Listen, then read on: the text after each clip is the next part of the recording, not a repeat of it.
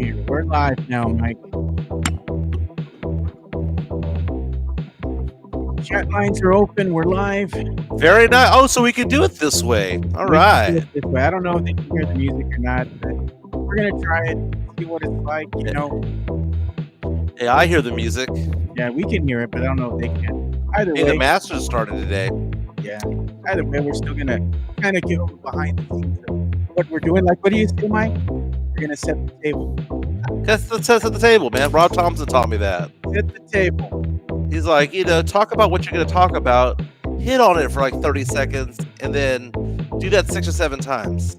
Yeah, and the funny thing is too, the Luka Doncic tribute video. Yeah. Right. We talked about that first moment at Triller, so we have that. I guess that's what putting lipstick on a pig. You know, the win last night.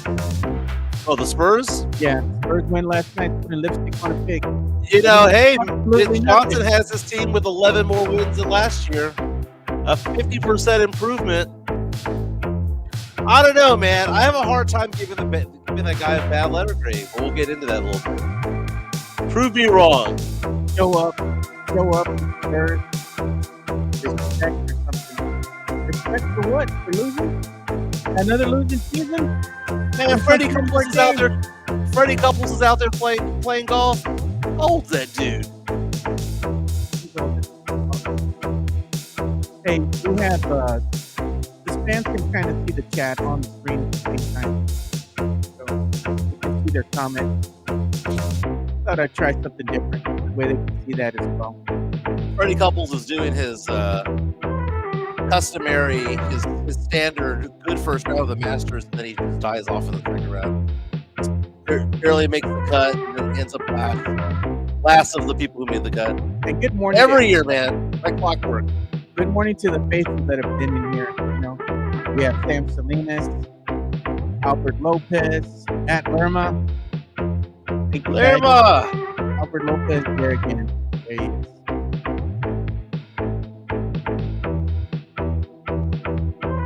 Here we go, Mike. And we're done. What's going on, San Antonio? What's going on, South Texas? This is the Area 210 podcast coming at you. My name is Mike Jimenez. That's Joe Garcia. We do sports. We do pop culture. We do nostalgia. We're talking about a thrilling Spurs victory. Joe there with the Spurs cap on right there. Spurs getting a big win, a walk-off, if you will. Harrison Barnes knocking down a three-pointer at the buzzer for that victory. A huge night for Harrison Barnes. Huge night for Mamu and for Keldon as well. We'll get into that. Let's talk about letter grades.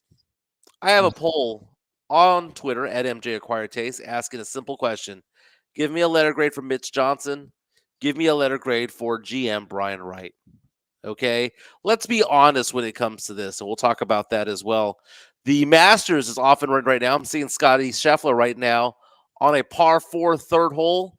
He's already 1 under right now. One of the favorites to win the Masters. Scotty Scheffler pitching it on in right now, getting it onto the green. So we'll talk about the Masters a little bit. And then last night, what a hurtful scene it was in Dallas. I know we don't care about the Dallas Mavericks or their fans. I get that. But my God, what happened last night? The tribute to Luka Doncic as he made his return to Dallas. 45 points, a near triple-double. Lakers go in there and beat the Mavericks. Luka crying during the tribute video. The chance of fire Nico, the GM of the Dallas Mavericks, the entire night. Nico in the audience, by the way. Meantime, you have Mark Cuban, who was the former owner of the Mavericks, now minority owner of the team, just putting his head in his hands. It was a bad, bad night there in Dallas for the Mavericks organization, but we have to get into that as well. We'll get into some pop culture as well. But, Joe, how you doing, my man? Doing good. I'm laughing at these comments. Spurs even suck at tanking. Come on. That's No, that was a good win yesterday. It was a harmless win. It doesn't affect anything when it comes to the lottery. That was the win to get. It's putting lipstick on a pig, Mike. I mean, it's another losing season, bro. It's another losing season. Dude, okay, so let's get into this. Okay, so last night, The Spurs could simply roll over and play the last 3 or 4 games of the season in a trance and know that they're not making the play-in tournament. But they go in there with some heart last night. The Warriors got out to an 11-0 lead to start the game. So at that point, you're thinking to yourselves, well, the Spurs are just going to wet the bed and get their asses handed to them. Roll over and show their bellies. Came back, took the lead in the second quarter. What happened in the third? The Warriors got the lead and pushed it all the way back up to 9 or 10. And these are usual situations within the Spurs last 3 or 4 or 5 seasons, situations in which they roll over and die.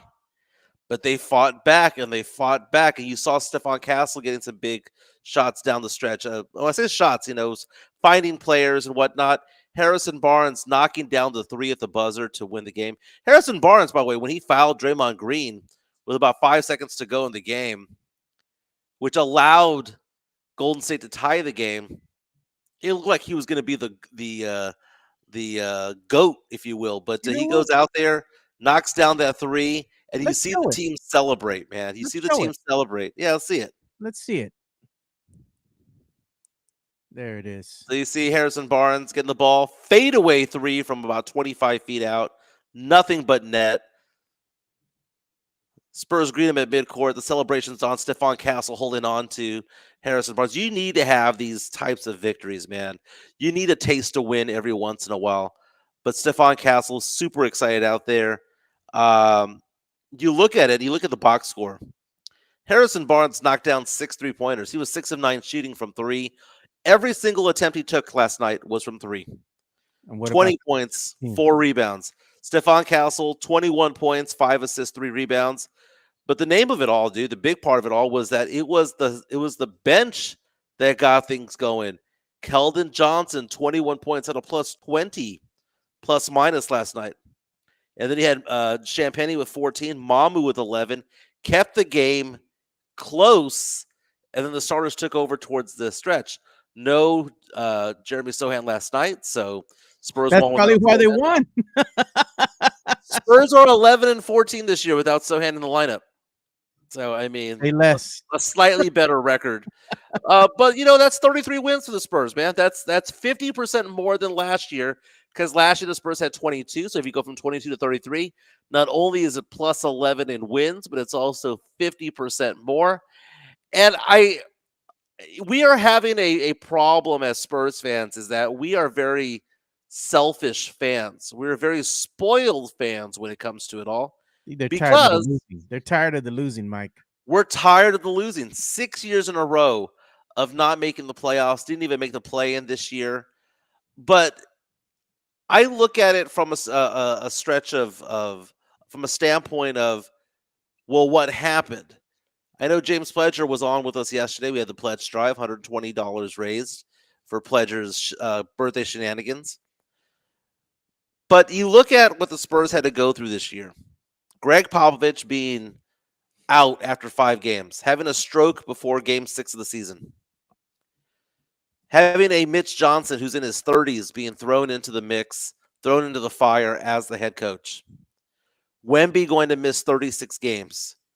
De'Aaron Fox traded for midseason, then goes down with that injury, that surgery needed to fix his hand. You see the Spurs had a roster that did not have a backup center. And they had to get Bismack Biyombo off the trash heap to come over and play for the team. Not only play, but get starter minutes. You see Spurs players leave, like Trey Jones got traded away. You saw Zach Collins get traded away, which is fine for a lot of people, which I was happy about. There was a lot that went on with this team, and the Spurs still got, in a loaded Western Conference, 33 wins, might end with 34, 35. I think when you put it all in totality, if I was to give a letter grade to Mitch Johnson, I'd give him a solid B. B as in boy. I'm not going to say that he was God's gift to coaching, but the fact of the matter is that when you put all the variables in place, all the hurdles he had to jump over, everything that he needed to do, and he did not have an offseason. They had to travel to Paris for a couple of games. They had the rodeo road trip. Stephon Castle gets named. It's going to be named Rookie of the Year. there were a lot of positives in this season, and I think Spurs fans are so spoiled because of what the Tim Duncan years brought that we're not seeing the fact that we took a step forward this year. It's just, we just didn't make the playoffs or the play-in tournament. We weren't expected to. We got almost to what Vegas expected us to be 35. without maybe. Wemby. They're almost 35 wins. 35. Almost 35. They're at 32 right now. Can they hit 35? No. Probably not, but I think they're going to get close. They're going to sniff it close to 35, but I'm going to vote in real time here. Spurs I'm are at gonna vote 33, for by the way. Johnson. Spurs are at 33 wins. Yeah, 33. But I'm going to give Mitch Johnson a letter grade right now. I think he's getting a C. Solid C. We'll go And with right that. now, 47 votes in. We just put this poll out maybe half an hour ago. Can you show me the results so far? The results right now. 53% giving Mitch Johnson a C. You got 21% giving him a B, 6% giving him an A, and you've got like 19% giving him a D or an F. I don't understand the D or the F. To me, that is not intelligent basketball fandom right You there. don't know ball? Is that what you're saying, Mike? You don't know ball? No, it's entitlement. It is being spoiled as a fan. All right, so I'm going to give a letter grade to general manager Brian Wright. You know, it says drafted Stephon Castle. That's a no-brainer. Okay. So we're talking about Brian Wright, right? Spurs GM Right, Brian Wright. Wright. So we're going back. So let's unravel this real fast before you go through it all, Joe. Okay. I'm not talking about Brian Wright since he took over 6-7 years ago. Yeah. Because we can all say Lucas Samanic, we can all say Josh Primo, all that stuff. I'm asking calendar year of this season, which began last May and going all the way to now. So we're talking about the last 12 months as general manager, not his tenure. 12 months. What did he do? Go ahead, Joe. No, you came. So no-brainer there. He went ahead and drafted Stephon Castle. Anybody would have done that. Any GM would have done that. All right. Traded number 8 pick for future first rounder and a swap. Okay. That was a Rob Dillingham trade that the Spurs got at the number 8 pick. Spurs fans got all excited. They traded him for a swap in 2030 and a Minnesota Timberwolves first rounder in 2031. Okay. We got that, right? Traded De'Aaron Fox, got rid of Zach Collins and Trey Jones. Cool. So let's talk about the De'Aaron Fox trade. The Spurs traded for De'Aaron Fox, and who did we trade? We traded Zach Collins, an expiring Trey Jones contract, and we traded City Sissoko and a couple of second rounders. Yeah, and didn't give up any big pieces. Didn't give up any first round draft picks. And then it says no free agent shooters or backup center. What's the letter grade? Given what happened this season, no one would have told me. I wouldn't have believed you. Would have said, "Hey, Brian Wright's going to do something, and they're going to wind up making a trade that's not going to cost the team an arm and a leg. They're going to get rid of Booty Crumbs Collins, Trey Jones, and they're going to get De'Aaron Fox." I would have said, "You're out of your freaking mind." But he came through in that regards. So I got to give him that. One of the biggest trades in Spurs franchise history, because the Spurs are notorious for not doing anything. They actually did something. So I'd have to say, with all that, I'm going to go ahead and give him a solid B. Yeah, I don't think you can get below a B. If you want to give him an A, I would understand. I mean, the fact of the matter is that Stephon Castle at number 4 fell to their lap. I mean, Stephon Castle should have been drafted number 3 over Reed Shepherd. But let me show me the results real fast, Sure. Joe. On screen. There you go. The results right there are 44% so far. 66 votes in the last half hour. 44% rather, saying a B for Brian Wright. 33% giving him an A. 17% giving him a C, and just 6% giving him a D or an F. So again, look at the comments coming in. We have to understand, I'm asking for this calendar year. Everyone's saying, well, he fell in ass backwards into Wemby. That was last year, right? We're talking about the last 12 months, and that's my problem with Brian Wright. My problem with Brian Wright right now, Joe, is the fact that over his tenure, I have not been a big fan. But I cannot find any fault in anything that he did this year other than the fact that, I mean, you know what we didn't add in there, Joe? No. He brought in Harrison Barnes. He brought in Harrison Barnes. Do you know what else we didn't add in there? He had CP3 go out there and No, no, mentor no. You don't get to claim. Stephon Castle. You don't get to claim him because I remember if they getting. You said the Spurs getting CP3 is the equivalent of a Was a punt. punt on the season. I stand by that, Joe. You're gonna double down. What I meant by that was the Spurs were not going to get Trae Young. That was the nail in the coffin of the whole. We're going to go out and get Trae Young in a trade. That was the nail in the coffin. So yeah, that was a punt on the season. But you see the fact that you have Stephon Castle, who's going to win Rookie of the Year, got to play alongside one of the best point guards of all time. No different than Shai Gilgeous-Alexander playing the 2 to Chris Paul back in the day when he first got into the league, second season in the league at OKC. So there are a lot of positives to what Brian Wright did this year. Am I a big fan of Brian Wright? No, I think he shit the bed the first 5 years of being a GM and assistant GM. Josh Primo, come on, man, Luka Samanic, all that stuff. It was bad GMing. Last 12 months though, Joe. You know what's going to be the telltale sign? You got to give it to him. You got to give it to him. The telltale sign for me for Brian Wright, if they actually do something in the draft, do something that's going to help the team get better. I know you're going to have to go ahead and draft best available player. I want to see what they're going to do because the Spurs with Brian Wright at the helm, they might not have the top 4 pick. They might not have the number 1 pick. So now that you're going to fall further down in the draft, this is your time to shine, brother. Let's see what you're going to do because you have an opportunity here to show me something. And if you do the absolute opposite and go and pick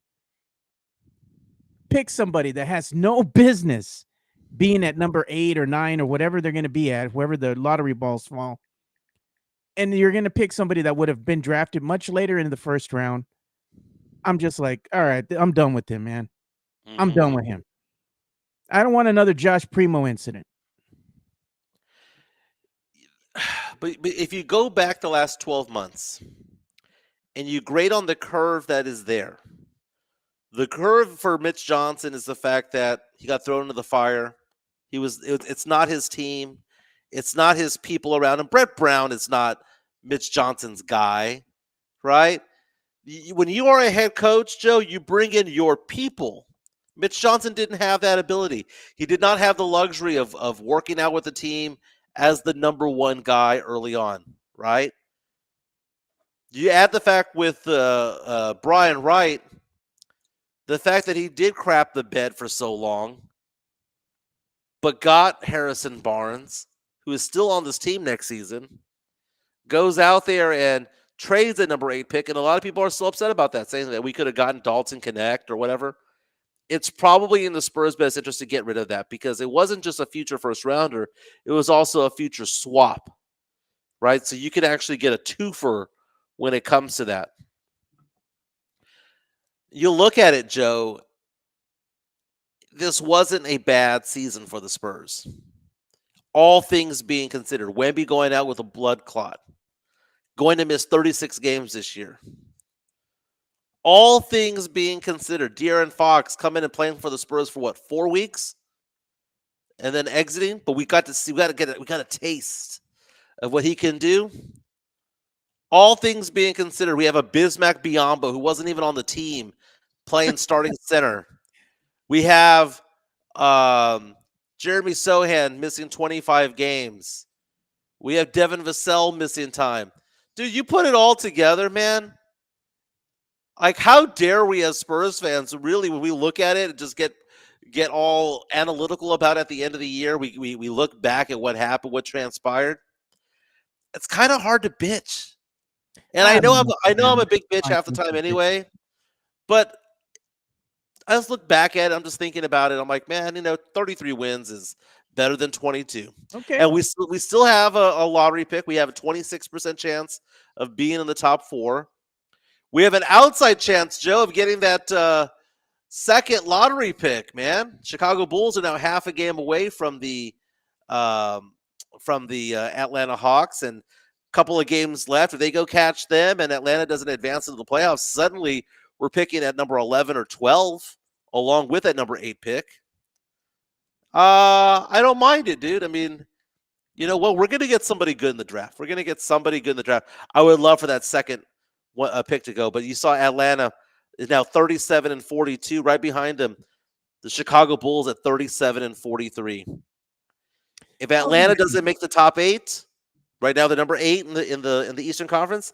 If they don't stay in the top 8 after the play-in tournament, that pick falls and the Spurs are picking at number 12, picking up a 7% chance of getting into the top 4 again. So you add 7 plus 26, the Spurs would have a 34% chance. Basically, the odds of the Spurs getting a top 4 pick would be like going to the Spurs game and playing the dot races and picking the right dot. I was gonna ask you a question here. So you're singing the Spurs praises. Cool. All right. They're having a better season, no doubt. They're having a better season than the previous season, even with all the things that happened this year that no one has control over, injuries and whatnot, blood clots. Okay, Yeah. they still were able to go ahead and put together. They have 33 wins right now, maybe sniffing the door at 35. Hopefully. But is that going to make you are the Spurs that much more improved? Where you're going to put your money where your mouth is, and you're going to go out there and buy season tickets for next year? Well, no. I mean No. well, that's the thing. The people who buy season tickets because they have the money to do so. Or they support the team. They want to see the team, play games. I like to see the team, no doubt. But if I Right. go out there and I'm going to spend my hard-earned money to go ahead and see this team, they're going to go ahead and run it back again, but this time with Wemby and Fox. Absolutely not. Right. So Sam Salinas with a $5 super chat coming on in saying, bottom line, the team is mostly a bunch of guys. Can't say it's successful and have a bunch of guys. We won't win anything more than just moral victories. Last night, Spurs beating the Warriors. I believe it was 114 to 111, 3-pointer at the buzzer by Harrison Barnes. I think there's a lot to be said about what happens this offseason. Can Brian Wright improve on what he did this year? What would be the improvement? The improvement is the Spurs need to surround Wemby with shooters. The Spurs need a backup center to do the dirty work down low. But as Pledger mentioned yesterday on our podcast, Joe, the Spurs are not good enough to have the luxury of drafting by position. The Spurs could look at it and go, well, you know what? We need a backup center, so we need to go get a center in the draft. No, we're not that good to do that. We need to have the best player available, irrespective of their position. Even if it's another guard? Even if it's another guard. Another forward, small forward? Yep, even if it's 2 or 3. What happens, Joe, if the Spurs get the number 3 pick in the draft or get the number 2 pick in the draft? Right? We won the lottery last year, Joe. Mm-hmm. Again, winning the lottery is not the number 1 overall pick. That's winning the number 1 pick. You are winning the lottery if you go into the top 4. Spurs got the number 4 pick and happened to get the best player in the draft. Weird thing is that doesn't mean that the people above us necessarily had a bad draft. Houston did because Reed Shepard turned out to be ass. But you look at number 1 pick, Zachary Reed-Sarcey. If we were doing the draft all over again, guess who Atlanta would pick? Oh. Zachary Reed-Sarcey. Who would the Wizards pick at number 2 if we were redoing this draft? They would pick Alex Sarr. Both have been really solid rookies doing what they're doing for those teams. The Spurs obviously would take Stephon Castle. So it was one of those drafts where the beauty was in the eye of the beholder, and I think that we have 3 teams in the top 4 that actually hit it out of the park. There's the draft order right now. The Spurs are projected to go ahead and be, or they've locked in that 8th spot, right? No doubt. It doesn't matter how many wins or losses they have in the rest of the season. They've pretty much solidified locking up that 8th spot. Okay, right. So who would you want? The 8th spot going into the draft. So there's a possibility the Spurs drafting 9 or 10 if a team leapfrogs over the Spurs. True. But here's a couple of things, Joe, about it. We'll get into your point. Look at some of these teams that are listed on there. Look at number 9. The number 2 team in the Western Conference is who? The Houston Rockets. And right now, they have the number 9 pick in the draft. Why? Because they have Phoenix's pick as part of the Kevin Durant trade from a couple of years ago. Houston not only has the number 9 spot in the draft, guess what they also have, Joe? Right. They have a swap with one of the teams ahead of them. If Brooklyn wins the lottery, It goes to Houston. Houston has the right to swap. Imagine the ping pong balls going a certain way and Houston getting the number 1 overall pick. It is very, very possible that Houston's going to pick above the Spurs Or this the upcoming Spurs year. could get the number 1 pick. Lightning strike again. Dude, I was on Tankathon earlier today and I hit the mock draft twice. It had the Spurs getting Cooper Flag twice. Another thing here, look at Philadelphia there at number 5, right? If 2 teams leapfrog over Philadelphia, Philadelphia does not get a first-round draft pick. That pick, which is top 6 protected, if it falls to 7 or below, goes to the Oklahoma City Thunder. Look at Atlanta right there. Atlanta has the number 14 pick in the draft. Why? Because that pick is coming from Sacramento. So it's pretty interesting when you look at it. A lot of these, look at all the trades that have been done. It's almost like no one owns their draft capital anymore, which makes San Antonio, the Spurs, very unique in the sense that we own our stuff. We have our picks. And guess who did that? Oh, Brian Wright did that. You feel dirty saying that? I feel dirty saying that. Look at all these trades. Number 9 pick got traded. 14, 15, 17, 18, all the way down to the second round. These are all picks that have switched hands over the years. Yeah. The Spurs still own their draft. $10 super chat coming in. Yep. From Matt Lerma, our correspondent at the Final Four, says next season Spurs team is going to look a lot better than this season. Yes, I'm getting season tickets. Despite everything that happened, the Spurs are headed in the right direction. B for Brian Wright. And for MJ. Yeah. So, are the Spurs headed in the right direction? The problem that you have with the Spurs, though, is that you can only get so much juice from a squeeze of an orange, right? You can't just keep squeezing it and squeezing it and squeezing it and think more juice is going to come out. And that's why we have just a bunch of guys on this team. Oh, God. There's Fernandez with the infamous quote, if it ain't right, it's wrong. The Spurs can't go into next season thinking that Champagne is the answer for anything. They can't go into next season thinking that Mamu is the answer for anything. Why not? Mamu falls out, bro. Well, I like Mamu, and I want Mamu on this team. He is a free agent this year. Mamu better than Sohan. Yes, he is. In many ways, he is. Is Sohan worth 17, 18 mil? Or are you going to keep Mamu? No, you draft Sohan's replacement at that point. That's what you do. But you look at it, Joe. The Spurs right now have a bunch of just dudes on this team. They're like the only players on this team that have a higher gear, a higher level that they can achieve is Stephon Castle. And obviously Wemby too, right? Barnes is who he is, but I'm happy with Barnes because, again, who is he, Joe? Toyota Camry. He's a Toyota Corolla. He is a reliable piece of instrument that that's going to do what he does, right? We know who Mamu is. Mamu doesn't have a higher level, but he's fine the way that he is. Hey, Mike, I got to tell you, man, CP3, he's played I think he's played every single game this season. Yeah, all but one, I believe. Should we be classifying him as a Toyota Corolla as well? If he is a Toyota Corolla, no, he's a Toyota Celica. It was really good back in the day.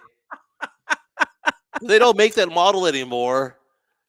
And he's old as F. Mike. You can't even give this brother some credit, man. Like, look at it. Has he had a good year or not? Give me a letter grade on Chris Paul. He's done C minus. He's been all right. C minus. The guy's out there. The guy's 40, bro. He's a 40. Basketball version of Weekend at Bernie's, dude. Bro, he's been great for this team. He came in and he's imparted his knowledge, his veteran knowledge onto this team. He's helped them get better. I think we got to credit Chris Paul for the Spurs having won more games this season than the previous season. I'm going to give him his flowers, dude. Tavares saying that CP3 is a Honda Accord with a lot of miles. Honda Accord with about 180,000 miles on it is what CP3 is. CP3 for the season averaging 8.8 points per game and 7.5 assists. I mean, the guy's an assists. Has he been better than Trey Jones? I don't think it's that much of a difference, but I think what Oh, CP3 does is he brings corporate knowledge to Stephon Castle. he's That is brought the in a value that he winning has. culture. He's made this team better just by his presence alone. He is making individual players better. Aaron Rye right now leads the Masters right now. He's 4 under through 9. Stefan Jaeger, 3 under after 8. Scotty Scheffler is 2 under. Just 4 holes played for Scotty Scheffler right now. Michael Kim, 1 under. I didn't do a fantasy Masters draft. I probably should have. And don't we have a winner too for our draft? The Yeah, NBA we have to get him. So I'll send you his contact information. yeah. But We can give him. We have a nice gift card we can give him. Yeah. July 26th, interesting take, says Chris Paul gave the coaching the team needed when Mitch sucked. And look at Fernandez. He's saying CP3 is a well-kept cutlass. Hey, I had one back in the day, bro. It was white with black tinted windows. Hell of a car. Hey, did you see that interview with Carmelo Anthony? Which one? So Carmelo Anthony was on a podcast. Remember how I was on Locked On Spurs a couple of days ago? It was taped a couple of days ago, and while I was talking to Jeff Garcia, I got the alert on my phone that Mike Malone, the head coach of the Denver Nuggets, had been fired. Yeah. Well, guess who also was on a podcast at that time? Carmelo Anthony. He was on some podcast when they broke the news that Mike Malone had been fired to him, and his eyes bugged out, right? Carmelo Anthony was like, oh my God, he did not deserve to get fired. What are you talking about? And then they asked him, what do you think he should do next? Carmelo Anthony says, well, doesn't it make sense for him to go to the Spurs? So Carmelo Anthony, one of the best players in the Denver Nuggets history, took him to the Western Conference Finals. Carmelo Anthony, his first impression, his first instinct was to say, Mike Malone needs to call the Spurs. The Spurs need to call Mike Malone. And it was fascinating seeing him break it down. He goes, pair him up with Wemby, pair him up with De'Aaron Fox and Stephon Castle. Mike Malone can get the best out of them. Spurs need to call this guy right now. He has ties to Pop. He's really respectful of Pop in the Spurs front office. Go out and get him. And it happened instantaneously. It wasn't one of those things, Joe, where, you know, he had to think about it, do a hot take like Kendrick Perkins, do a hot take like Steven Jackson. It was instantaneous. It was, oh my God, I cannot believe he got fired. Guess what? He should go to the Spurs. Does that mean Melo knows ball? Melo knows ball, dude. Future Hall of Famer Carmelo Anthony, man. Oh, God. I found that to be interesting. Oh. We're going to talk about Nico, fire Nico, the chance of fire Nico right now going on in Dallas. Why does he get so mad? And what's like, he's like, you shall not say this to me in my own, arena. I'm like, dude, you effed up. You let go of your franchise player and got basically a bag of chips for him. And you don't want no backlash from the fans. If you don't want backlash from the fans, then don't be the fucking owner. Simple. Don't go to the games.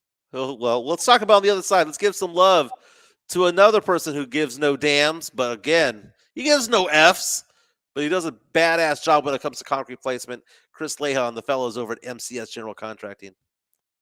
MCS General Contracting, more than 30 years of combined experience in concrete placement. They are the best in the business, honest pricing, high quality work. They get going on house foundations, driveways, concrete patio decks. If you want to extend the deck, extend the driveway. If you're a business and you need to put together a slab, a parking lot, or other concrete placement services or sidewalks, reach out to MCS General Contracting at 210-774-9155. They're confident in their skills, so give Chris Leha over at MCS General Contracting a call at 210-774-9155. And thank you for being a sponsor of this show. That's right, that Diamond Heart Concrete. You know what Dallas Mavericks fans wanted to do? They wanted to call MCS General Contracting at 774-9155. They wanted a bunch of concrete poured, and then they wanted the Mavericks GM, Nico Harrison, to be poured into that concrete and then covered with more concrete. diamond hard to kill that MFer because Dallas Mavericks fans yesterday did not want to deal with Nico Harrison. Nico Harrison, the GM, who 2 months ago traded their star player, Luka Doncic. Doncic, who had led the Mavericks to 2 finals they got rid of, who had been to, 4 first-team All-NBA teams, was just in his mid-20s still, fan favorite number 77, traded him to the Lakers for Anthony Davis and a bag of chips. Last night, a tribute video to Luka Doncic. He started crying before the game. Then goes out there, 45 points, a near triple-double. The Mavericks got their asses handed to them by the Lakers. Anthony Davis with, I think, like 15 points or 13 points. Yeah. Let's show the tribute video, Mike. Let's do it. Yeah. It's heartbreaking, man. Courtesy of ESPN.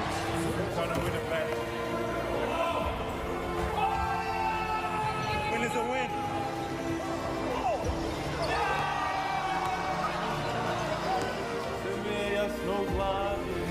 Hey, my baby. How do you like your coffee? Is it a little Kareem? Doncic pulls up, three-pointer. Bang! Bang! It's good! How you feeling, Luka? Lazy. Leading the break, palm hipping up defenders and hands and arms. And that was it, man. He started getting teared up when they started showing the highlights of him in the Western Conference Finals with this team. You could feel bad for the brother, man. He didn't want to leave, but you know what did his ass in? The sweet tea, Mike. No, what did him in was a incompetent general manager. 5-time All-Star, 5-time All-NBA first team, Rookie of the Year, NBA scoring champion just last season. And then the chants coming out there. So see if you can find video of the chants. Because every time Luka got the ball, the chants of "Fire Nico" echoed through the American Airlines Center yesterday. And at some point, you see Mark Cuban, who goes to every single game, right? Mark Cuban sold a majority interest of that team recently. He's now a minority owner, but he's still very visible amongst the ownership of the NBA. And for him to put his head in his hands like just like this, as the chants came out, "Fire Nico." Nico in the crowd. Oh, Let's yeah. hear this. This is a loud one. Let's dude. hear this. 20,000 strong.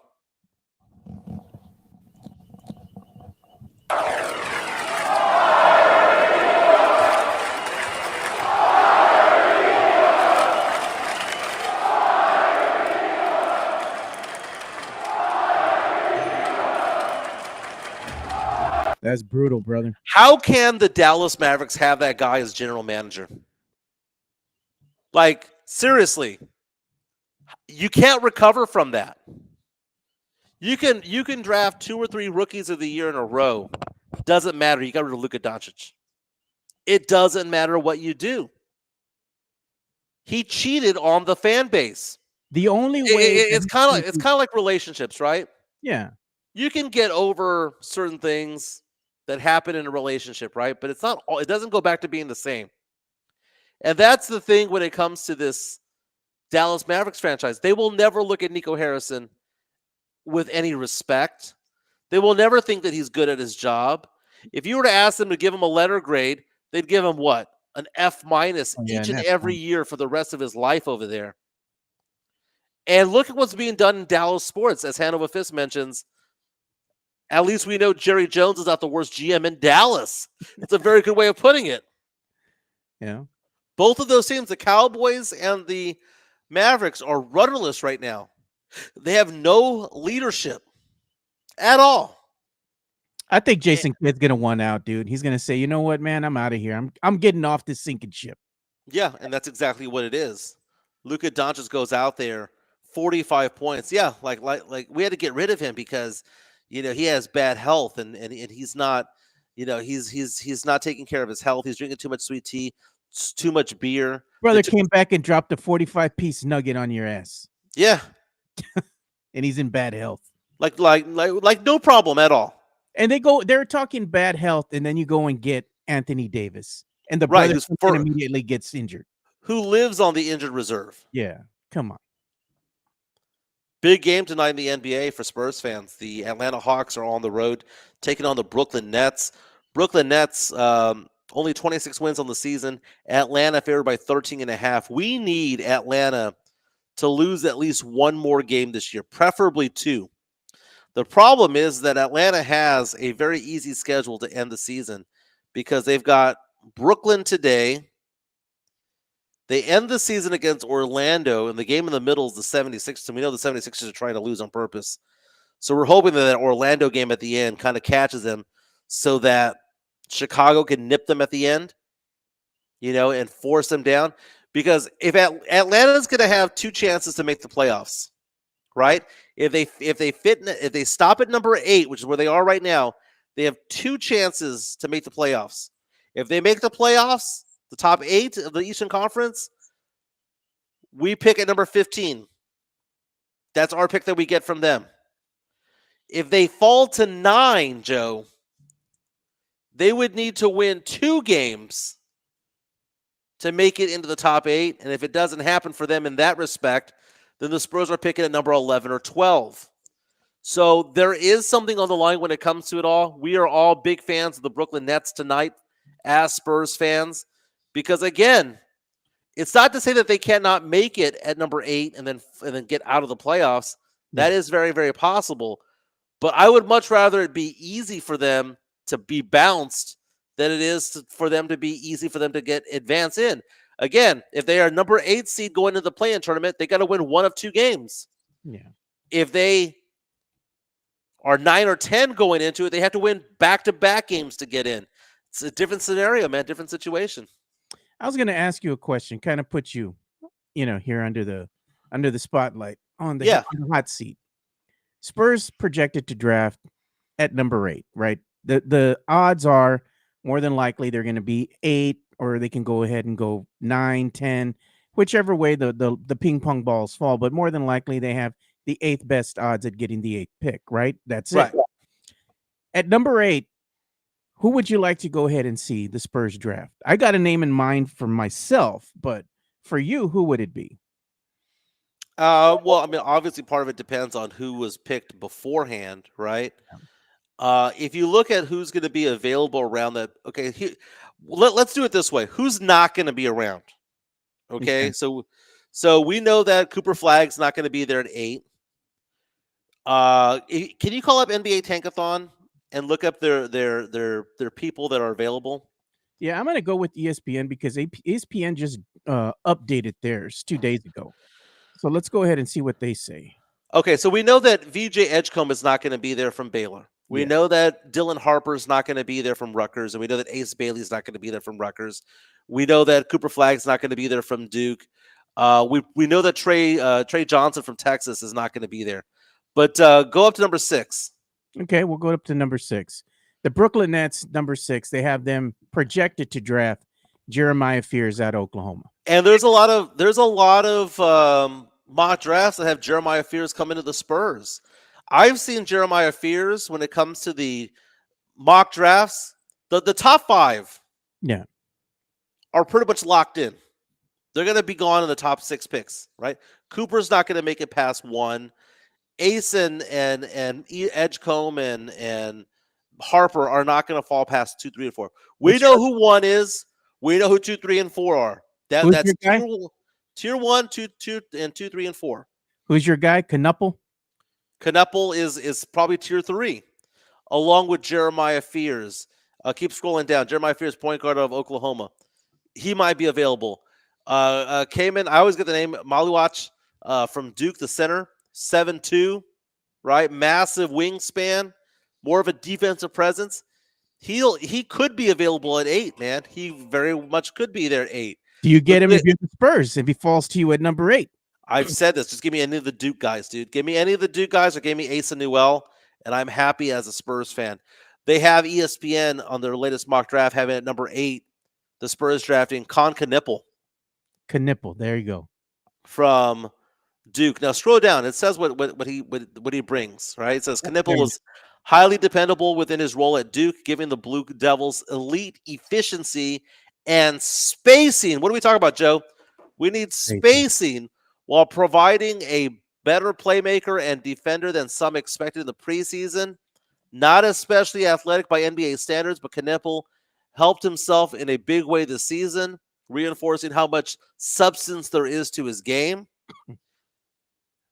I mean, I see him play, and I see Josh Giddey. And Josh Giddey is not a superstar, but Josh Giddey is somebody who can fill the stat sheets, dude. Just do something. Get something going. You have Kasparis going number 9, according to ESPN, to Portland. And then we have the Houston Rockets via Phoenix taking Murray Boyles out of South Carolina. Now, here's an interesting name. Number 11, Derek Queen. Derek Queen from Maryland, center. Do you want the center from Duke, or do you want the center from Maryland? Because this dude right here can ball. Derek Queen can ball. That was a good team, though. That was a very good Maryland squad. Who else we got down there? Okay, and number 12. Show me Asa Newell somewhere. That's what I was going to say. That's my guy. At number 15, the Spurs, or there they go. They projected him to get Joan Behringer. Asa Newell's not even. I don't believe he's going to even show up in the first round.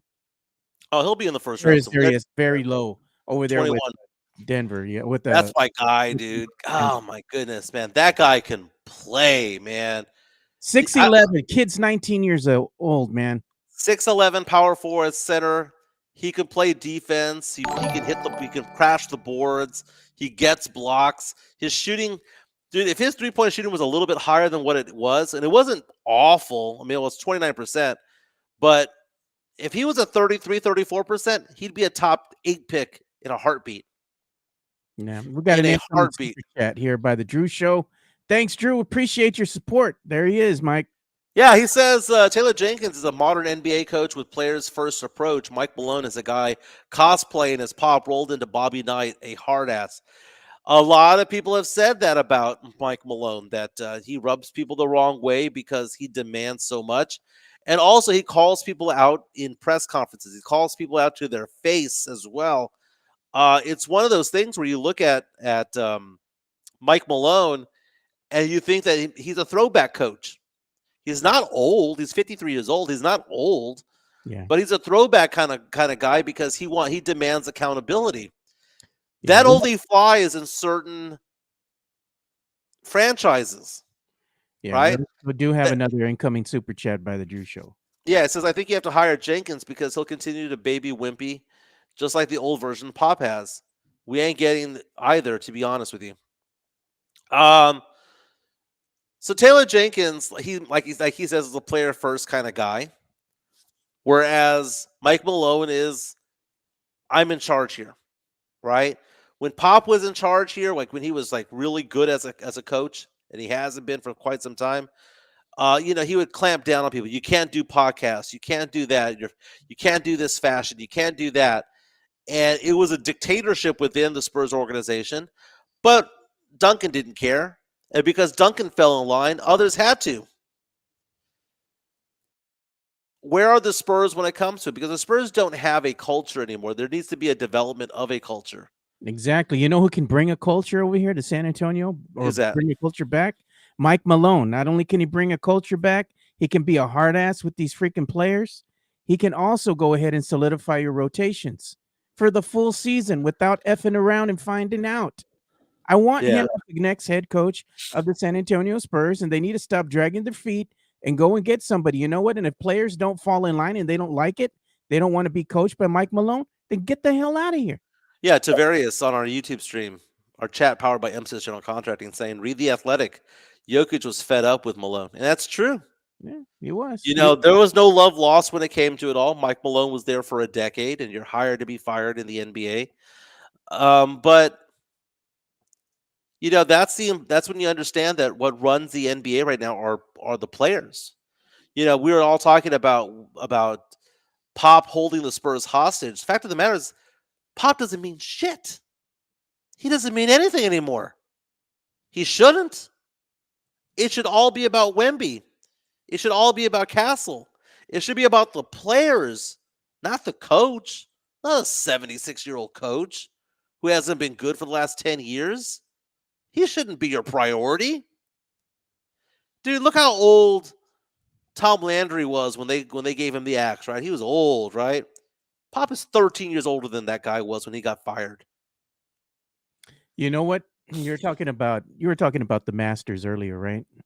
Yeah. You know what? We got a show just for you, Mike. What's that? The infamous Tiger Woods. Oh, is this the ball dribbling into the cup? Mm-hmm. This was peak Tiger Woods, man. One of the greatest shots of all time when he pitched it Yep. in, going Look left at to this. right, like a commercial with the Nike this. swoosh logo, stopping, and then the one last revolution. Wow. Dude, what a Tiger was great a shot, dude. superstar, man. He was a superstar back in the day. Wow. Arguably the greatest athlete of my lifetime, to be honest with you. Most dominating. He should have been the greatest golfer of all time. And if you want to say that he is, and not Jack Nicklaus, I suppose so. But he should have broken every record known to man. But his penis got in the way, Joe. His penis and his ego. He was a cochino. His 5-wood got in the way, dude. He got caught diddling. Got caught diddling. Yeah, man. Sam Salinas with an interesting comment here. What is he saying?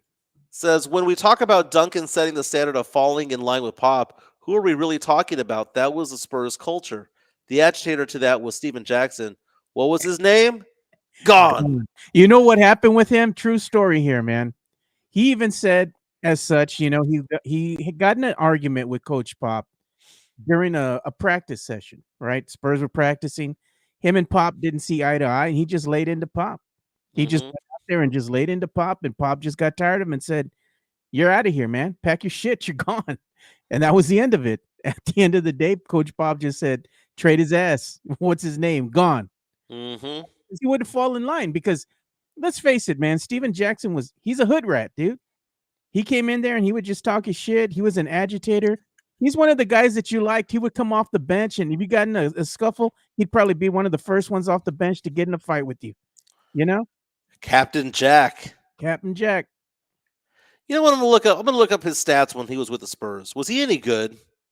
He's all right, dude. He was just mainly out there to just give He you was, a couple minutes. he was an enforcer.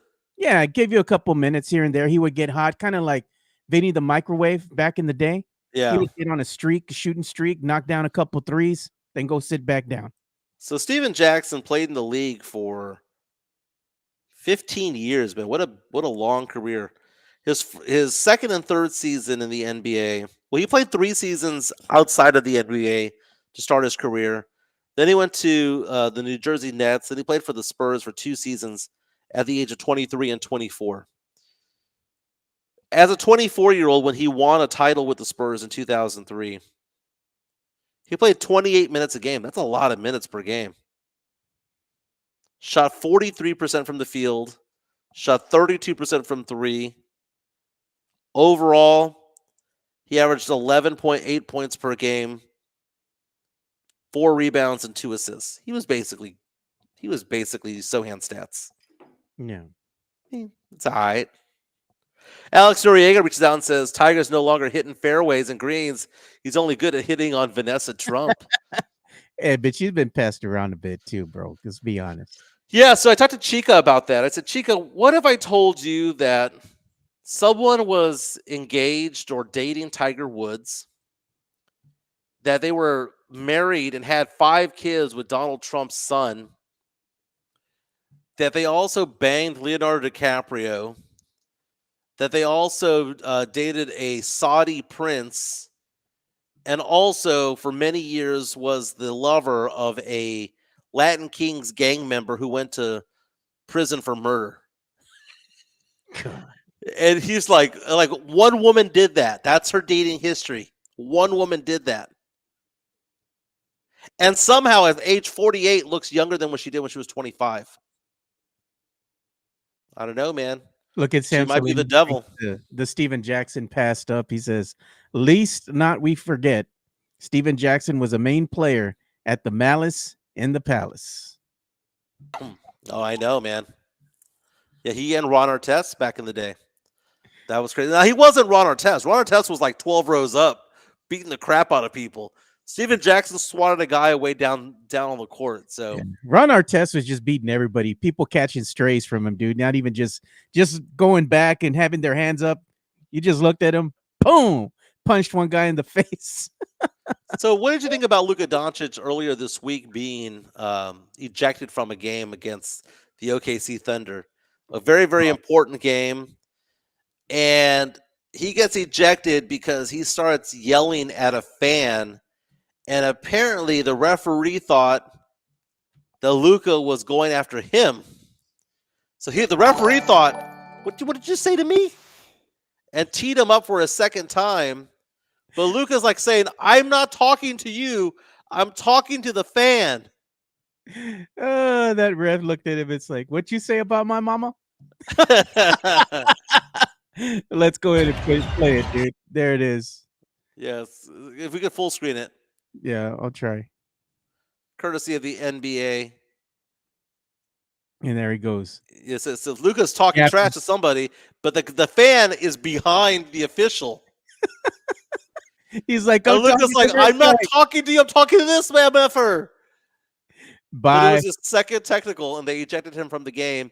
Lakers at the time were up 108 to 107. Go on to lose that game. They go on to lose that game because Luka got ejected. He got caught in his feelings, man. And we got another incoming super chat from the Drew Show. It says Tiger was banging husbandless mothers at every tour stop like Bill Murray's Ernie McCracken rather, in Kingpins. Both stars, I'm above the law. Dude, Kingpin. Such a great movie, dude. That was a great movie. That the bowling ball with a rose in there, right? That was a grade A nugget, by the way, in that movie, by the way. Oh, dude. You know, the funny thing was they had Woody Harrelson in it.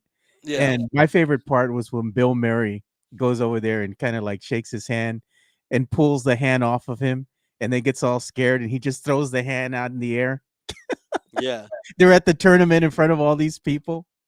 I like what they told when they asked the question like that. You said you average 200 per game, and he goes, well, yeah, but I play 12 frames because we do 20% more work than you guys do. Something to that effect. That was great, man.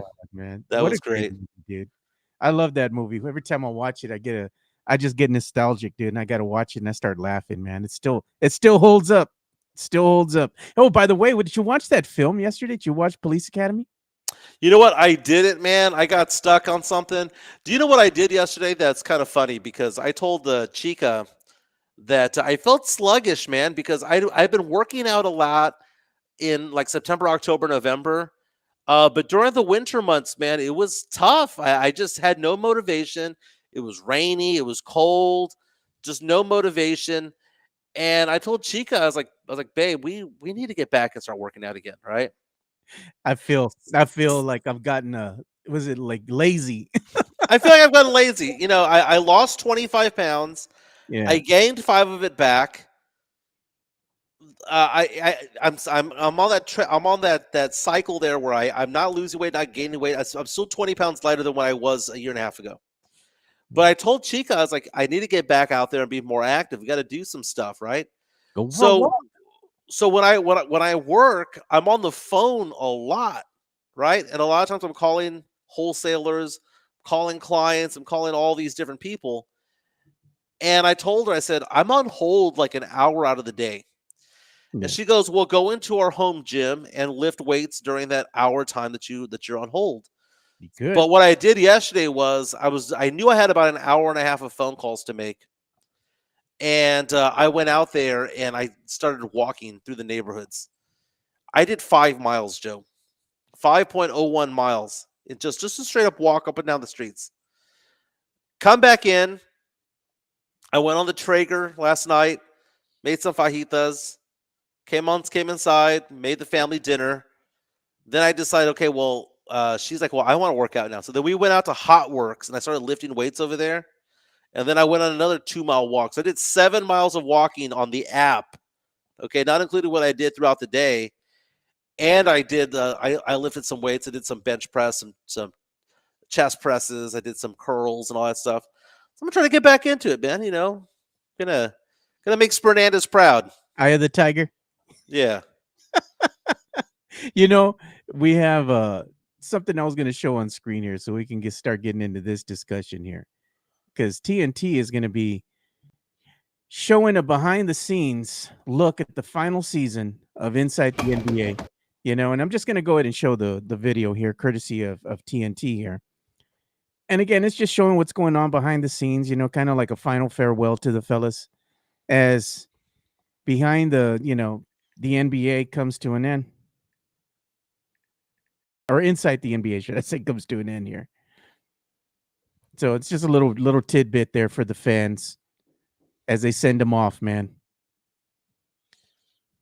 I know a lot of sports fans, a lot of Spurs fans are going to be excited about it. I think the inside the NBA, what they had at TNT is detrimental towards the game. I think it does the game no good having Shaq, having Kenny Smith, and having Charles Barkley doing anything for the NBA. They're bad ambassadors for the game.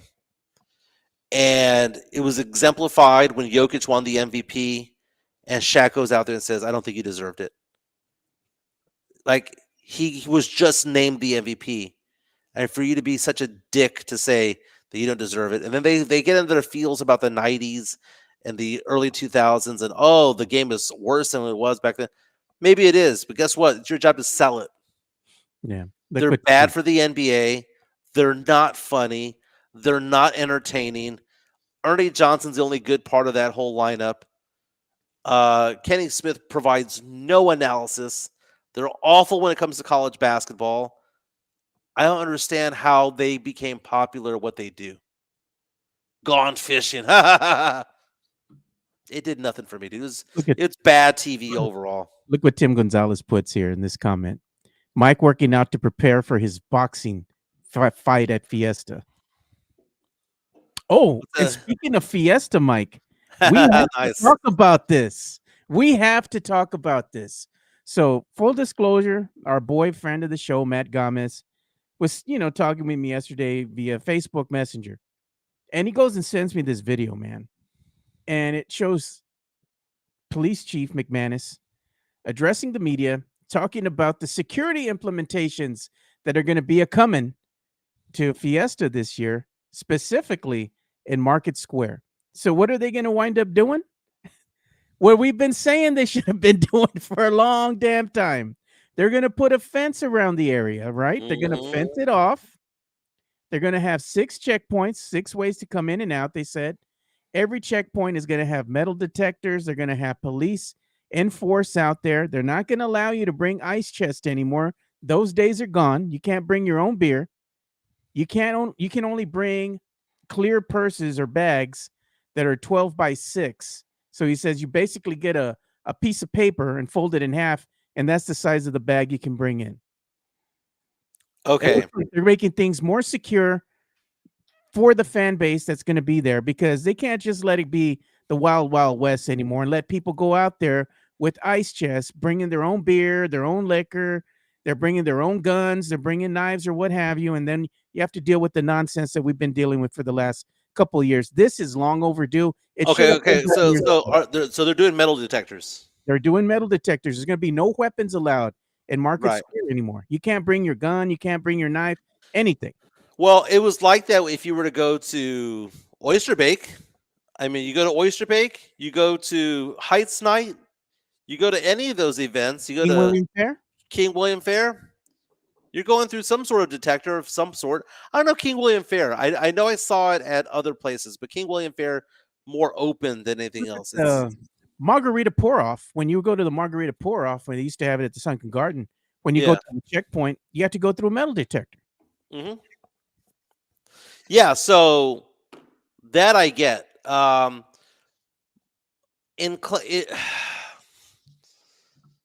When you have an enclosure at Market Square, I understand that you want to have it so that you have metal detectors and all that stuff. But that's gonna create just the way the streets are at Market Square and how compact it is, and the number of people that are there with all the vendors and all that stuff, if a fight breaks out, just a melee, just a fist fight breaks out, the stampede possibility there is exceptionally high. So I can see what they're doing to protect people, because they had that shooting that happened at the Tejano explosion or whatever that was going on during Fiesta last year. Yeah, it was a shootout. Yep. I understand what they're trying to prevent. But if you want to prevent all that, charge an entry fee. Yeah. Price them out. That's what you're saying? Price them the F out. You can go Fiesta back home. Pay $20 to get in. Let's see how you act. And look at Sam Salinas is saying, it's the same security measures they had the Final Four festivities. This is true. They crowd's Chief different, McMahon man. said the same thing. You know, he said the same thing. The crowd's different, man. You know, you start playing the Tejano music. Crowd's different. No, what they should have is a sign up, and it says, if you have this haircut, you are not being allowed into the festivities. The Edgar. The Edgar. If you're coming in here with the Edgar, you're gone. Your name is gone.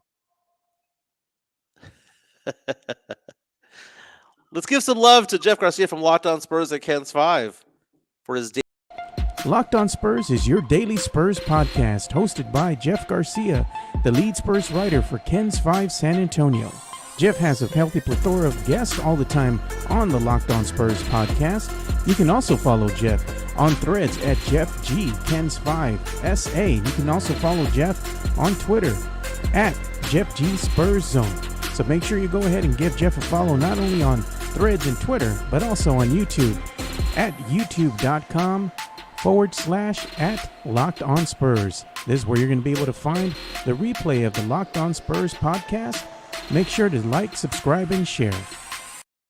And today's guest on Locked On Spurs is none other than Joe Garcia, asking the question, should the Spurs chase after Mike Malone for their next head coach? Joe Garcia, today's guest on Locked On Spurs. Yeah, go ahead and give that a listen. Go and watch it on the YouTube channel, the Locked On Spurs YouTube channel. And if you want to listen to it, you can listen to it on any major podcast platform. But my opinion was absolutely the Spurs should go after Mike Malone. Drew Show with a hot take. Say they should just have ICE post up and get all the Edgar haircuts. Take them all out, because you know they're illegal cartel affiliated. You know what's going to happen, and no lies detected, dude. If you plan on going to Fiesta this year, there is no doubt there's going to be a presence there by ICE. ICE is going to be out there looking for people, man. Well, can we all just say it, Joe? Fiesta sucks. It doesn't. It's good. I like going to Fiesta. Fiesta is the colossal waste of money in San Antonio. It's colossal waste of money. It's bad, dude. And I used to really like the rodeo, but the rodeo got priced me out too, because I couldn't justify going out there for $600-700 to go take my family out there. It's brutally bad, dude. It's a sucker's tax on San Antonio is what the Fiesta is, man. So you're gonna tell me that the Strawberry Festival they're gonna be having over in Petite is a sucker's bet? Dude, it's what keeps them up and running, dude. It's the big festival they have in Poteet. I don't mind the Poteet Strawberry Festival. I like the problem with the Poteet Strawberry Festival, if you're not there when it opens, you ain't getting in. I've gone before where I tried to go in at 11 o'clock and I've been stuck in line for 2 hours trying to get in. You have to get there when the gates open. You know what? That's the funny thing that no lies detected, because I'm going to be going over there right this weekend, and I'm going to enjoy it. But usually I get there before it opens, you know, because I know I'm going to be in line. And the thing is that everybody's over here trying to get you to pay $20 for parking. You don't have to pay nothing for parking as long as you park on the grounds themselves. You can park there for free. So you just got to wait for them to direct you in there. They go and you go and park, and you just walk straight in with your tickets and then go enjoy the wares that they have for sale. Everything is strawberry themed, of course. But I still like going. They have food and whatnot. You know, I go and support the Boy Scouts. They always have a little troop there selling stuff. Girl Scouts out there too. because my son and my daughter were both part of the Girl Scouts and the Boy Scouts. So I try to get back there. And the other things that they have there for you to look at usually have some music, some entertainment going on and whatnot. And I like to go ahead and try my chance at playing that little water gun game they have at the carnival grounds. Yeah. I like playing that game. Usually I play with the kids. My kids are there and we try to win a prize. We try to shake them down. Hey, man, we're going to go ahead and have like 4 or 5 people here. What are we going to win? If somebody wins here, what do we win? And they'll give you, oh, well, it's going to be you guys. Oh, okay, we'll give you this prize or what have you. So, yeah, it's fun. Is there a tall tale in order? By the way, I like the Poteet Strawberry Festival. It's a good festival. You get there on time. It's fun times. It's small enough. It's fine. Going to the carnival in California with Rudy J from formerly a San Antonio Sports Star, now within the building with Mike Taylor. You know those basketballs hoops that are 12 or 13 feet up and they have the oblong rim? Yeah. With the overinflated basketball? You got 3 attempts? I asked Rudy J. I said, Rudy, I'm a catch and shoot guy. Will you pass me the ball? And he goes, and Rudy, Rudy J. He's the way that his mannerisms are. I love that man. But he goes, oh man, come on, man. That's silly, man. That's just stupid. And I said, just do me that favor. I'm a catch and shoot guy. Whatever. He tosses me the ball. I catch it. Full rotation. Nothing but net to win the big prize. And Rudy's eyes just bugged out. And I told him on the spot, no hesitation, I said, deceptively athletic. Oh, bro, no. Deceptively athletic. You know what's funny? Who is it that I asked? I said, is Mike sneaky athletic? And they're like, well, he's not really that athletic, but he can be kind of quick at times. No, that's not what was. Or they said, no, that's what they say. They said, well, we were drunk one night over at was it Molly Cooper's? Is that what it's called? No, Lucy Cooper. So they said the thing was, they said, well, no. Let's backtrack. Let's backtrack this. I'm telling them that like it is. I'm telling them like no. Let's give some context here. The context was you ran into some of my friends growing up. It was Alex and who was there? Sean and all them stuff. So and it was Rick. It was Rick Dog, right? Okay. So you asked Rick, "Hey, was Michael decent at tennis?" And he was like, "Well, Michael had a game. Could he hit it 100 miles an hour?" He goes, "Well, he could probably hit 100 miles per hour." Yeah. So at that point, you're like, "Nah."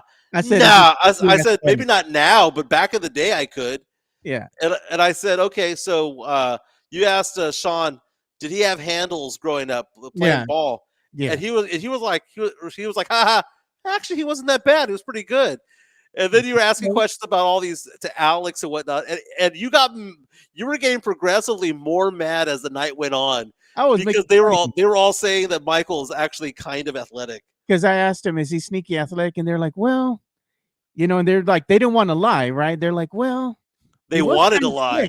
They wanted to lie. No, but this is the funny thing. It's like, well, he was kind of quick, when he needed to be, and he could hit the ball at 100 miles an hour, and he could. So yeah, they go. I guess I'd have to agree that he kind of was sneaky athletic. He wasn't athletic, they said, like all the time, but he had his moments where he would show a little flash, All I know is NBA All-Star Weekend, 6'2" and under, age 21 and under tournament downtown at the convention center. Me and my friends won it.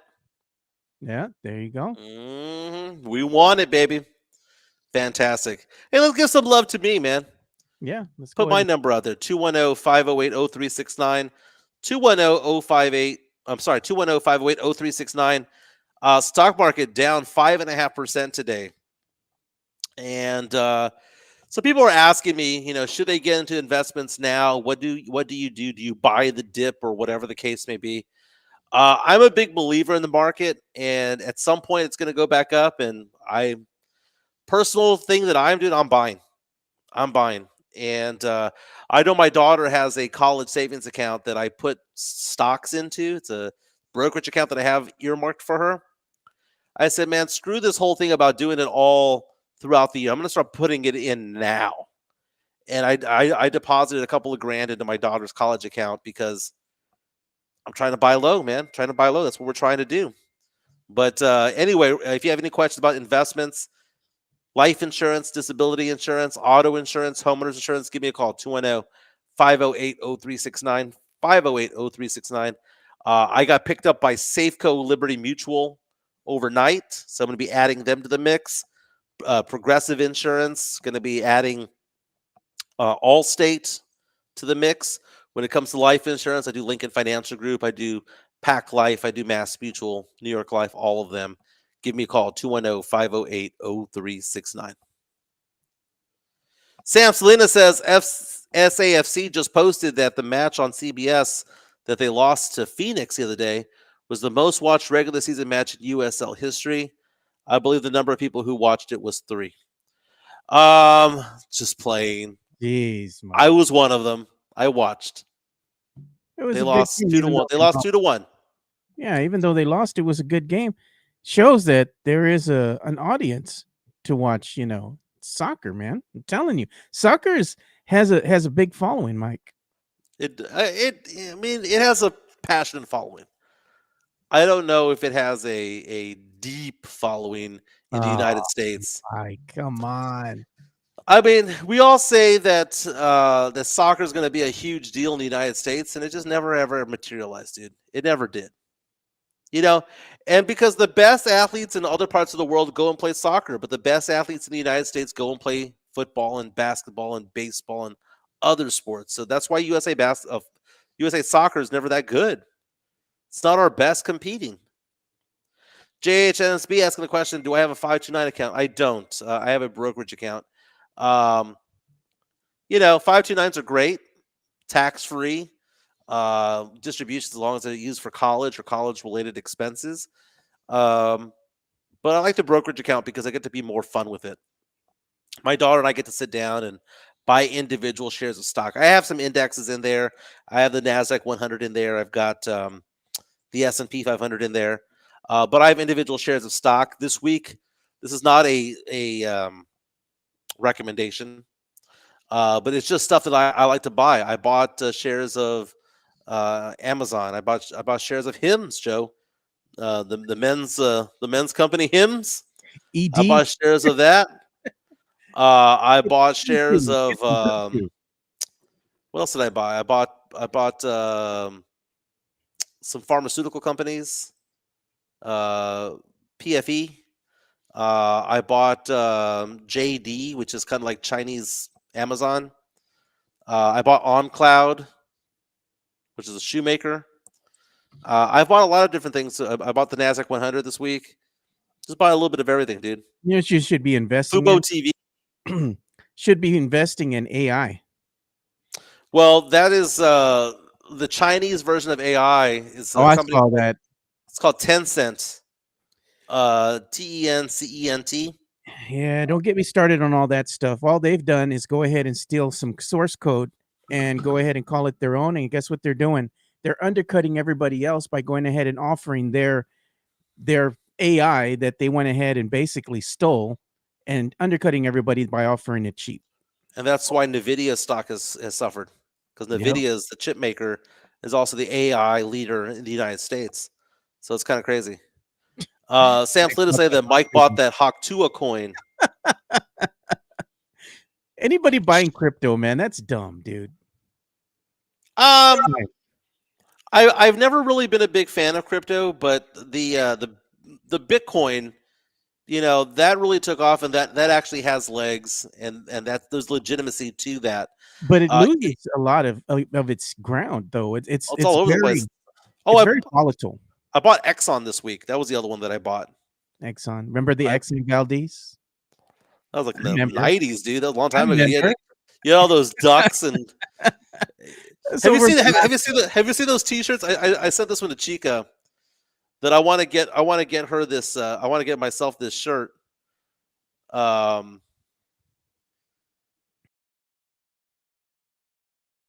is it? Penguins against Trump. Did you hear about that? No. So when they announced the tariffs, the worldwide tariffs, they were naming all these different areas that are going to have tariffs, right? One of them was an island that only has penguins on it. They announced tariffs against an island that has no humans, just penguins. So there's been all these shirts coming out saying penguins against Trump or penguins must resist. That Oh, was a good one. That was a good one. penguins must resist. Flippers up, baby.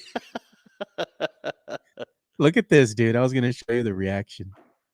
Look at Nico when they were showing Luka Doncic's stats for the night. There, he's just kind of looking up, like, "Damn." Yeah. And then having to endure the chants of "Fire, Nico." Why did they put him out there, dude? He did it to himself. He could have just stayed in the skybox, the luxury box. Didn't even have to show his face, but whatever.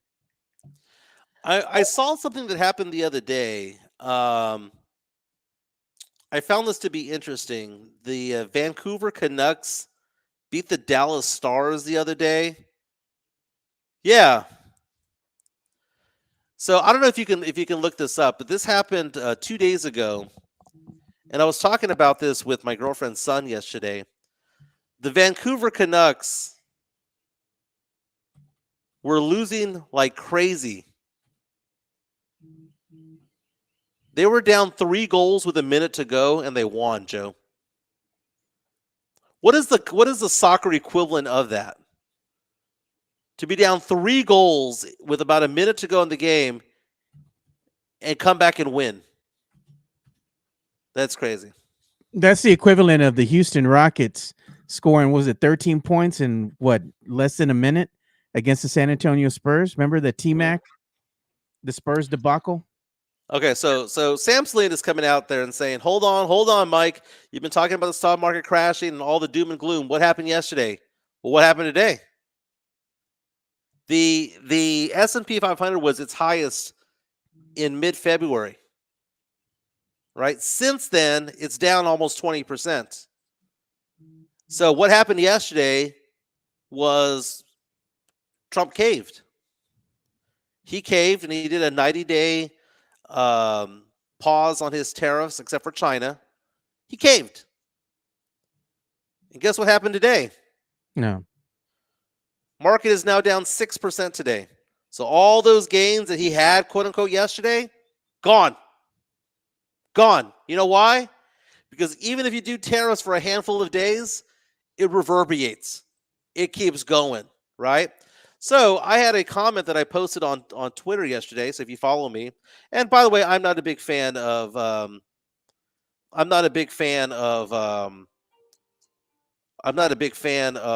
what's it called? Trump. I'll be honest with you. I think the guy's just not that good at what he does, man. There's no proof that he's ever been any good at business.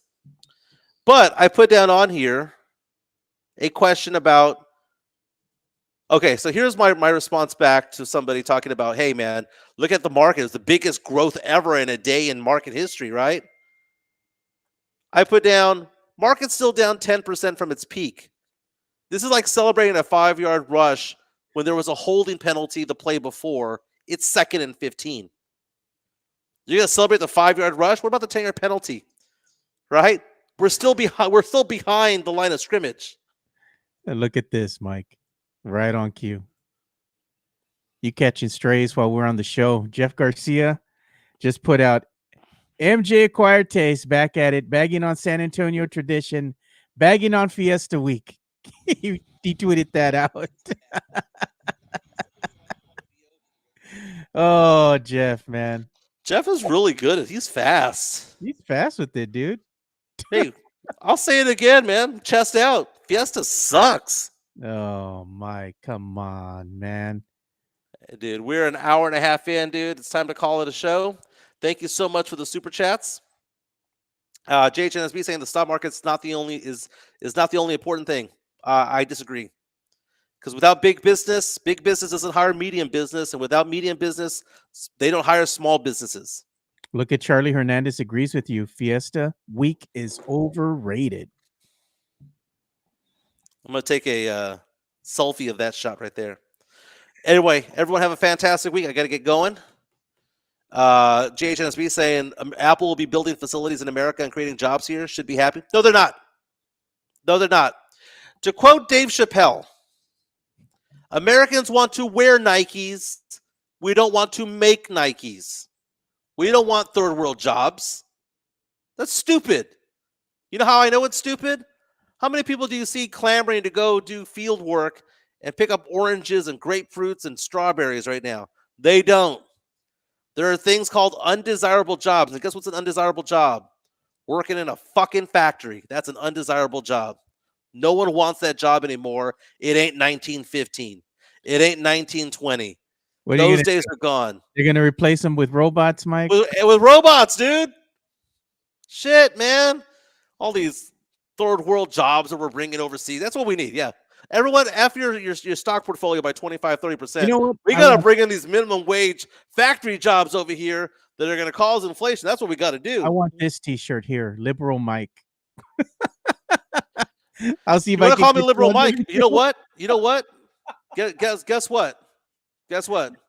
Oh. I call it as it is. You want to call me liberal? Guess what? That's not a bad word. You You're make gonna it sound be like the on word The View? liberal is bad. It's not a bad word. You're going to be on The View with the ladies, is what he's saying. Yeah, those chicks are stupid. Far right is stupid. Far left is stupid. I'm Mike. somewhere in the middle. I'm conservative about some things. I'm liberal about other things. But all I know is that motherfucker Cheeto has never given any proof that he's a success business-wise. You know why? You know how you know this, Joe? Back in the 80s, back in the 90s, he tried to buy the Buffalo Bills, right? Trump tried to buy the Buffalo Bills. Why was he not allowed to buy the Bills, Joe? Why? No verifiable proof of income. Oh, gosh. We don't know what the guy's education is. We don't know what his taxes are. We don't know what his income is, what his debts are, whether his all we know is that he has 6 bankruptcies from casinos, and one of them was the Taj Mahal, which I remember when I went to the Taj Mahal, Joe, I was so excited to go to the Taj Mahal in Atlantic City. You know why I was excited? The movie Rounders was filmed there. That one casino scene that they have there with Kanish and all that stuff, right? Worm. I got so excited. I went to the Taj Mahal and I thought to myself, oh my God, this is a beautiful facility. I'm on the outside at sunset on the boardwalk and I'm looking at Trump Taj Mahal and I'm like, dude, this is beautiful. And then I walked in and it smelled like piss and it was essentially a Motel 6 in the inside with a casino. You were that Joe Pesci meme. What the F is this piece of shit? Dude, from the outside, it looks spectacular. From the inside, it was a Motel 6 with a casino. And it smelled like piss. Oh, God. It was like the Fox Motel, that little hooker hotel that they had downtown that they imploded to build the Pearl. That's what it was like, man. It was awful. Joy Mike Bayar. Oh God, Mike, you were on one, man, at the end of the show here, dude. Yeah. Hey, at the end of the day, Joe, there are jobs that people want to do and some that people think that they're too good to do, right? And guess what? No one wants to work in a field. No one wants to do the little parts on the apple. No one wants to make T-shirts. And you know what? Here's the thing, Joe. As I mentioned on Twitter yesterday, if there was anything actual and factual about this, shouldn't Trump take the lead on all this? Those MAGA hats, irony, turn them inside out.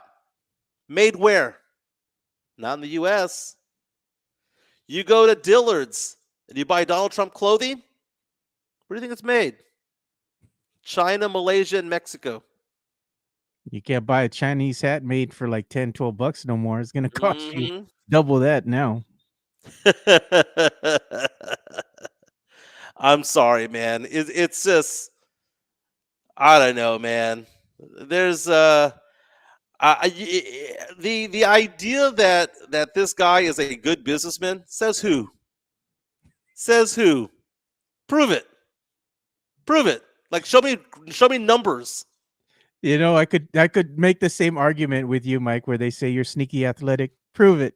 There's no video. There's no pics. It's all hearsay. You know what's going to be funny, Mike? When you work out, right? And you work out and you're trying to get in better shape, you should remember that song from Rocky when he's working out, getting stronger. Yeah. Oh, Eye of the Oh. tiger, Mike. I'll say it loud and proud. I'm responding to. I'm responding. What's it called? I'm putting it down on Jeff's tweet. Oh, you're good. You're getting back at him in real time. Yeah, Clap back, clap back. I Hey, I I I, I responded back with the Rocky Balboa gif. It oh. stinks. I better not see no pictures of you out there in Fiesta. You badmouthing Fiesta and my people. Fiesta sucks, dude. Oh, Mike. You gotta price out the Edgars at Market Square, man. Maybe it'll be fun. Hey, you know what? We should take Jeff to the Taste of the North Side, man. Oh, that's not Fiesta, dude. That's just a bunch of rich people getting together, eating barbecue. Fiesta sucks, dude. What a cash grab You're that not is. gonna see no Edgars over there. Huh? You won't see no Edgars over there. No, but even worse, you're gonna see a bunch of pretentious snobs out there. I don't know, man. It's a bunch of Instagram wannabe models. You're too brown for the white people, and you're not brown enough for the brown people, Mike. You're Hey, coconut. dude, that's me. That's me politically. I'm not liberal enough for the liberals, and I'm not conservative enough for the conservatives. Ooh, that sounds like that scene out of Selena, where her dad talking about being a Mexican. Oh yeah, yeah. You got to be twice as hard. Does Chica listen to what you say? Sometimes.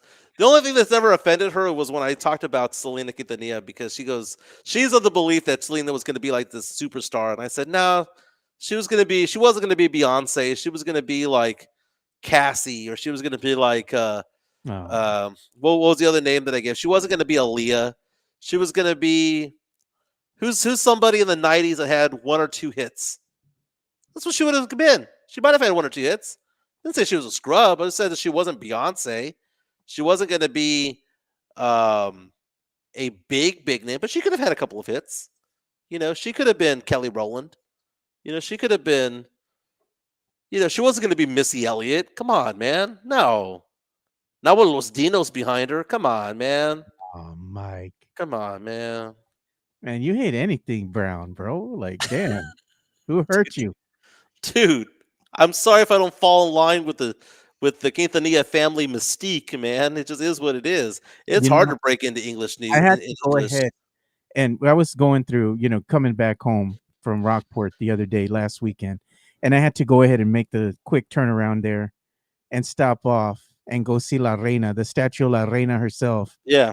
Selena, and the kids got down, took pictures. And then when I was there, I'm like, you know what, man? Since I'm right here and it's just down the street, might as well go get me the Whataburger from the two-story Whataburger. This one, that's the good Whataburger. Yeah, man. So I stopped off there and then came back home. Update But I had our- to go see La Reina. Yeah, I've been to the statue. I've been to her gravesite, which is maybe only a 5-mile drive down Ocean Drive from there. By the way, updating the polls, Mitch Johnson, letter grade, 43% give him a C, 33% give him a B, 19 give him a DF, or 5% give him an A. A lot of love for our guy Brian Wright. 80% give him either an A or B. Most of them saying B. 12% giving him a C, and 8% giving him a D or F. that's actually caked with a seagull. Seagull crap. True, man. No, they power wash it every day, dude. When I went, it was kind of early in the morning still, so it hadn't been defiled yet. Am I the only one who thinks that her gravesite's kind of creepy? No, Mike. You go by, there's like 30 people there in line every single time. Like, what do they do with the teddy bears? They should probably take them away afterwards, man. I don't know. It's kind of creepy. They got to, man. They can't leave everything there. People drop stuff off all the time. They just can't be leaving it there. It's going to collect. The Selena gravesite, doesn't they have like didn't someone steal the eyes of the the facial thing that they have there? They have like I'm looking at it right now. Maybe they didn't. Maybe they didn't. I don't know. But I don't know, the whole thing leading up to her. I don't know. It's kind of weird. Kind of weird. No, Jeff's gonna have a lot of material for you. I'm sure we're gonna. I've been there a couple of times. I took my daughter there most recently. She wanted to go see it. So anyway, it is lunchtime. It is back to work time. Everyone have a fantastic day. Hit the like button on the way out. Like and share. Thank you, MCS. Thank you to Jeff Garcia as well. Joe, we'll be back at it tomorrow. Yep, we'll see you all tomorrow. End of the week. You have a good Peace. one.